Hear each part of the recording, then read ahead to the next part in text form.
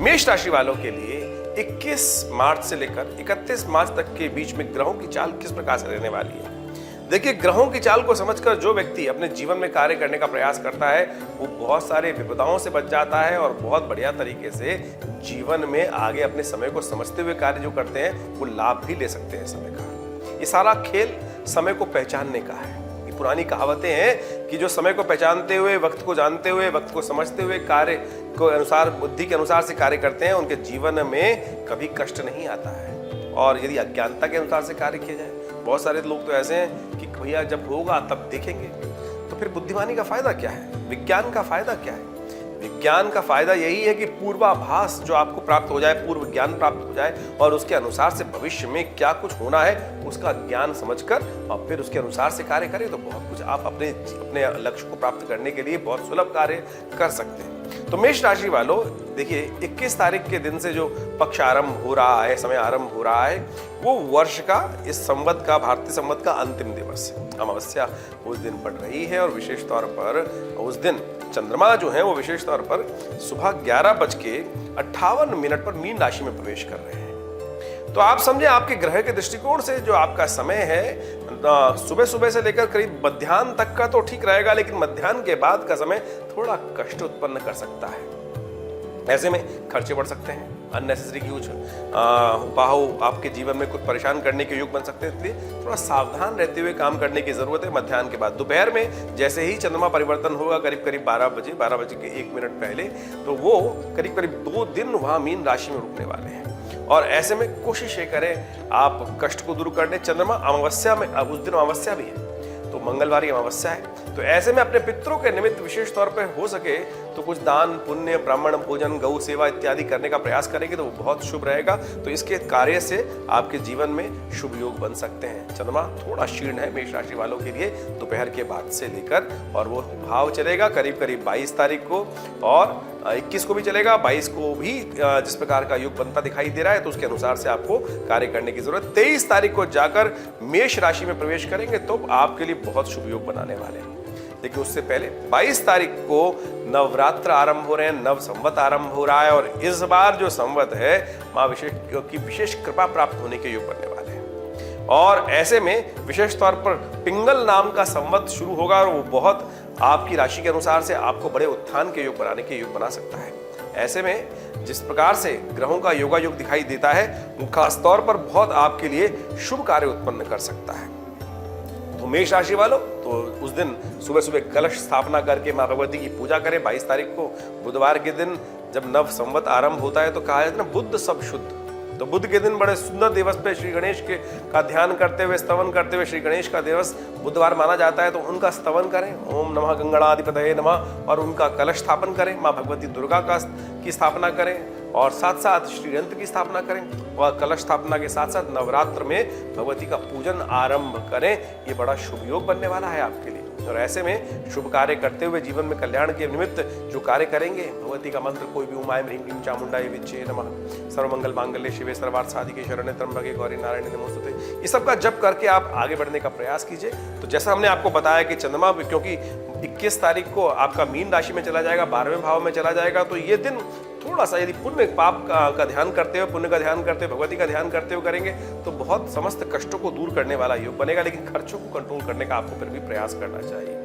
खर्चों को कंट्रोल करेंगे तो बहुत कुछ अच्छा शुभ होगा और आप अपने बैलेंस कर सकते हैं। इसके बाद 23 तारीख के दिन चंद्रमा विशेष तौर पर परिवर्तित होकर दोपहर को करीब 2:11 पर मेष राशि में प्रवेश करेंगे। वो आपके लिए बहुत शुभ योग बनाने वाला है और उस समय मेष राशि में किस प्रकार से कई ग्रहों का शुभ योग बन जाएगा और वो बड़ा कल्याणकारी रहेगा। शुक्र का वहां योग बना हुआ है तो लग्न में चंद्रमा और शुक्र का योग एक तरह से बड़ा अच्छा योग बन सकता है, धन लाभ के योग बना सकता है, आगे बढ़ने के योग बना सकता है।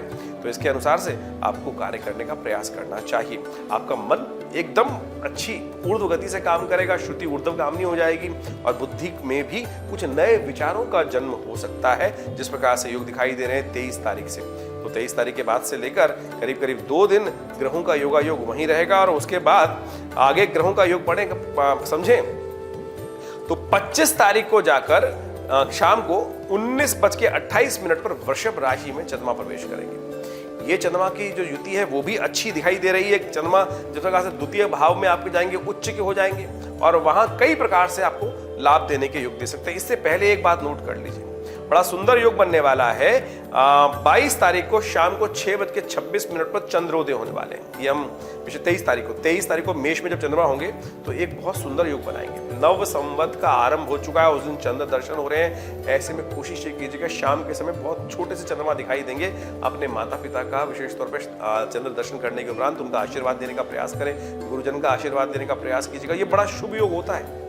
महीने में एक बार चंद्र दर्शन कर उस समय अपने बड़े लोगों का आशीर्वाद जो ले लेते हैं, और विशेष तौर पर गौ पूजन उस समय कर लिया जाए। गौ श्रृंग, गाय के सिंहों का दूध से स्नान करवाकर एक योग बनाया जाता है। उनका पूजन करने से कहा जाता है कि पूरे महीने के सारे कष्ट दूर हो जाते हैं। तो बड़ा सुंदर योग बना, मुझे सामने दिखाई दिया अभी, तभी मैं आपको बता रहा हूं। तो उसका लाभ आपको अवश्य लेने का प्रयास करना चाहिए। ये योग बनेगा 23 तारीख को शाम को 6:26। दिल्ली के अनुसार से हम बताने का प्रयास कर रहे हैं, तो आप इसके अनुसार से कार्य करने का प्रयास कीजिए। बड़ा सुंदर योग बन सकता है, इसका लाभ आपको मिल सकता है। तो चंद्रमा मेष राशि में से वृषभ राशि में जब प्रवेश करेंगे 25 तारीख को, तो उसकी बात कर रहे थे, तो बड़ा शुभ रहेगा आपके लिए। धन का आगमन के योग बन सकते हैं। और माता जी यदि ऐसे में और सोने पे सुहागा चाहते हैं, अपनी माता का आशीर्वाद लेकर खीर का विशेष तौर पर दान करें, भगवान शिव का अभिषेक करें, तो उससे कई कल्याणात्मक योग बन सकते हैं। तो आप समझें 25,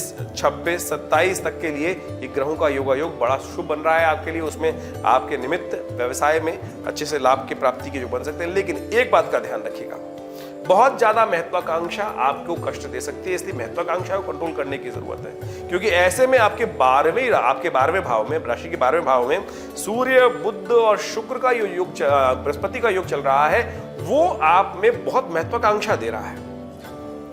महत्वाकांक्षा जो दे रहा है, वो महत्वाकांक्षा कहीं ना कहीं आपको फंसा सकती है। तो इस बात का ध्यान रखना है कि अपनी सीमा को देखते हुए काम करने की जरूरत है पूरे इन 10-15 दिनों के अंदर। नहीं तो कहीं ऐसा ना हो कि अपनी सीमा से बाहर जाकर काम करने का प्रयास करें। क्योंकि चंद्रमा जब जिस प्रकार से मेष राशि व वृषभ राशि में जब पहुंच जाएगा, तो वो आपके अंदर उत्साह बढ़ा देगा।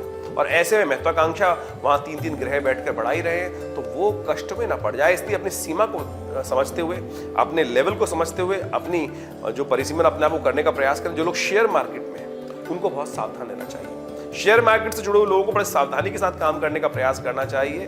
तो उससे कहीं ना कहीं ऐसा ना हो कि बाजार का रुख हल्का सा टूटे और उसमें आप कहीं फंस जाएं भावनाओं में बहकर। तो इन सावधानी के साथ काम करने की जरूरत दिखाई देती है। तो जिस प्रकार से हम आपको समझाने का प्रयास करें, और साथ साथ नवरात्र तो चल ही रहे, कोशिश करें ऐसे में मां भगवती का स्तवन करने का प्रयास करें। देखिए समस्त कष्ट कट जाते हैं, यहाँ भगवती कृपा प्राप्त हो जाती है। तो इसलिए सर्वमंगल मांगल्ये शिवे सर्वार्थ साधिके कहा गया ना, समस्त अमंगलों को भी मंगल में परिवर्तित कर देती है मां भगवती का आशीर्वाद। कोशिश ये करें इस नवरात्र में विशेष तौर पर भगवती का स्तवन करने का प्रयास करें, क्योंकि आज उसके बाद नवरात्र जैसे ही खत्म होंगे पर बृहस्पति अस्त हो जाएंगे, तो वो कंडीशन शुभ नहीं है। तो 25 तारीख को जैसे हमने कहा वृषभ राशि में चंद्रमा प्रवेश करेंगे, वो आपके लिए बड़े अच्छे योग बनाएंगे और उसके बाद लाभ के योग बन सकते हैं। इसके साथ साथ 25, 26 तक चंद्रमा की कंडीशन बड़ी अच्छी दिखाई देती है और वो आपके लिए अच्छे योग बनाती दिखाई दे रही है। इसके बाद हम बात करें तो चंद्रमा का परिवर्तन आगे लगातार चलता रहेगा। 28 तारीख को सुबह 4:28 पर चंद्रमा मिथुन राशि में प्रवेश करेंगे और वो आपके तृतीय भाव में हो जाएंगे। तृतीय भाव में जाकर वो मंगल के साथ शुभ योग बनाते दिखाई दे रहे हैं। ऐसे में केवल आपको एक बात से बचना चाहिए, ब्लड से रिलेटेड समस्याएं थोड़ी न कष्ट हों, उसके लिए थोड़ा ध्यान रखते हुए काम करें। इनफैक्ट जो आजकल बहुत सारा इन्फ्लुएंजा चल रहा है, जुकाम चल रहा है, नज़ला जुकाम, उससे थोड़ा बचते हुए काम करने की जरूरत है। क्योंकि ग्रहों का योगायोग है, थोड़ा सा आपको जुकाम, सर्दी जुकाम, गर्म सर्द के कारण से परेशान कर सकता है। ऐसे में भगवान शिव का ध्यान करें। शिव का ध्यान करने से, उनका स्तवन कर लेने से बहुत लाभ के योग बन सकते हैं, कष्ट दूर हो सकते हैं। ऐसे में भगवान शिव के मंदिर में जाकर ओम नमः शिवाय का जप करते हुए उनका थोड़ा अभिषेक कर लीजिए। देखिए आपके कष्ट दूर होने के योग बन सकते हैं और आपके जीवन में कल्याण का मार्ग प्रशस्त हो सकता है। तो ग्रहों का योगायोग इसी प्रकार से आगे चलता रहेगा। तो आप इन नवरात्रों का बड़ा लाभ लें। नवरात्रों में विभिन्न दिवसों में विभिन्न भगवती के स्वरूपों का पूजन करने का नियम बताया जाता है, वो हमने अलग से वीडियो बनाया है। उसके लिए उन स्वरूपों का विशेष तौर पर ध्यान करेंगे तो बहुत शुभ रहेगा। इसी नवरात्र के दौरान में हमने अपने आश्रम में, विवेकानंद योगाश्रम में, बड़ा सुंदर सहस्त्र चंडी महायज्ञ का सुंदर आयोजन किया है। आप भी उसमें सम्मिलित हो सकते हैं। माँ भगवती दुर्गा का ध्यान कर सकते हैं, पूजन कर सकते हैं। आश्रम में जो भगवती दुर्गा की मूर्ति प्रतिष्ठित है, हमने कई बार आपको बताया है, वो मुल्तान से आई हुई चमत्कारी दिव्य मूर्ति जो 1947 में यहाँ प्रतिष्ठित करा गई जिनकी, और वो 300 साल 400 साल पुराना दिव्य मंदिर की दिव्य प्रतिमा है वहाँ की।